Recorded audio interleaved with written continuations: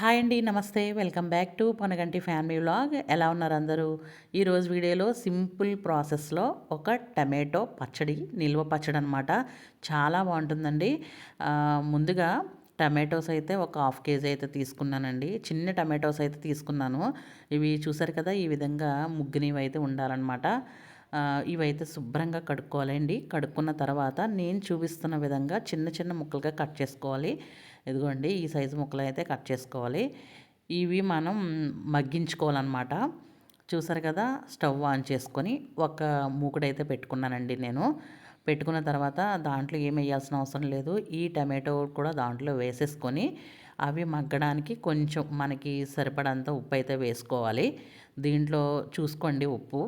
ఉప్పు అయితే వేసుకున్నాను. వేసిన తర్వాత కొంచెం సేపు అయితే కలుపుకొని ఉంచేసుకోవాలండి. కొంచెం సేపు హీట్ అయిన తర్వాత అలాగే చింతపండు కూడా ఒక 100 గ్రామ్స్ అయితే వేసుకున్నాను. అది కూడా వేసేసుకొని మూత పెట్టి మగ్గించుకోవాలండి. చూసారు కదా! ఇలా ఈ విధంగా మనం దీంట్లోంచి అయితే వాటర్ అయితే వస్తుందండి. వాటర్ శుభ్రంగా ఏమీ లేకుండా దగ్గరికంట అది మగ్గాలి. చూసారు కదా! మూత పెట్టి తీసిన తర్వాత ఎంత వాటర్ వచ్చిందో ఈ వాటర్ అంతా మగ్గిపోవాలండి. ఇలా లాస్ట్కి వచ్చేసరికి కొంచెం అడుగడుతుంది కాబట్టి మనం కలుపుతూ ఉండాలి. చూసారు కదండి! ఈ విధంగా వాటర్ ఏమీ లేకుండా మనం దగ్గరికంట అయ్యేదాకా మగ్గ పెట్టుకోవాలండి. ఇదే ప్రాసెస్ ఇలా మగ్గ పెట్టుకోవాలండి. చూసారు కదా! ఈ మగ్గిన తర్వాత కొంచెం సేపు అయితే చల్లారనివ్వాలి. తర్వాత వచ్చేసి ఒక 5, 6 ఎల్లుల్లి రేఖలు తీసుకున్నానండి. అదే ఎల్లుల్లిపాయలు తీసుకున్నాను. రేఖలు అయితే ఒక కప్పు అయినాయి అనమాట. దీంట్లో ఫ్లేవర్ ఉండేది వెల్లుల్లి కాబట్టి అది కొంచెం మీరు మిక్సీ కొట్టుకున్నా పర్వాలేదు. లేదంటే కనుక మనం కచ్చాపిచ్చి కింద చేసుకోవాలండి. అదే మిక్సీ జార్లో మనం ముందుగా చల్లార పెట్టుకున్న టమాటో పేస్ట్ కూడా దాంట్లో వేసేసుకొని కొంచెం నేను చూపిస్తున్న విధంగా పేస్ట్ అయితే ఆడుకోవాలన్నమాట. చూసారు కదా! ఇలా ఈ విధంగా నా దగ్గర అయితే పచ్చికారం కలుపుకోవాలి. మనకి 3 మ్యాంగో కూడా చాలా బాగుంటుందండి పచ్చికారం. మేమైతే ఇంట్లో ఆడించుకున్నదే ఉంటుంది. పచ్చికారం అయితే ఒక 3 టేబుల్ స్పూన్ అయితే నేను వేసుకున్నానండి. అదే కొంచెం ఎక్కువగానే వేసుకోవాలి మన కారం తగ్గట్టు. 3 గరిటెలు అయితే వేసాననమాట అండి నేను. వేసుకొని బాగా కలుపుకోవాలి. మనకు దీంట్లో కారం టేస్ట్ చూసుకుంటే మీకు సరిపోతుందో లేదో అన్నది మనకి తెలుస్తుంది. అలాగే సాల్ట్ కూడా చూసుకోండి. మనకి పులుపు ఉంటుంది కాబట్టి సాల్ట్ అడ్జస్ట్ చేసుకోండి.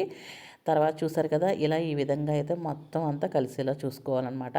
తర్వాత పోపు ముందుగా స్టవ్ ఆన్ చేసుకొని ఒక మూకుడైతే పెట్టుకోవాలి. దాంట్లో అయితే నేను ఒక పావు కేజీ ఉంటుందండి ఆయిల్ అయితే పడుతుంది ఎక్కువగానే.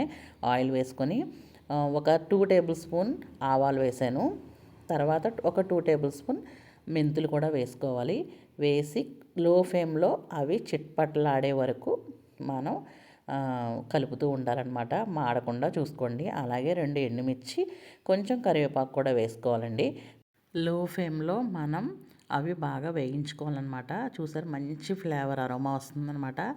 అలాగే మనం ముందుగా ఎల్లుల్లి రెబ్బలు ఉన్నాయి కదండి, వెల్లుల్లి దంచుకున్నవి అవి కూడా వేసేసుకొని బాగా కలుపుకోవాలి. Stove off చేసేసుకోవాలన్నమాట. హీట్కి సరిపోతుందండి, మరీ ఎక్కువ మాడకూడదు.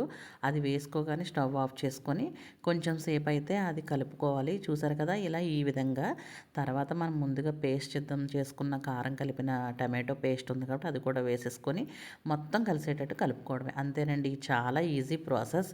మనకి ఒక 3 మంత్స్ వరకు నిల్వ ఉంటుందో అదే ఫ్రిడ్జ్లో పెట్టుకుంటే ఒక 1 ఇయర్ దాకా ఉంటుంది. ఒక ప్లాస్టిక్ కంటైనర్లో పెట్టుకోవాలన్నమాట.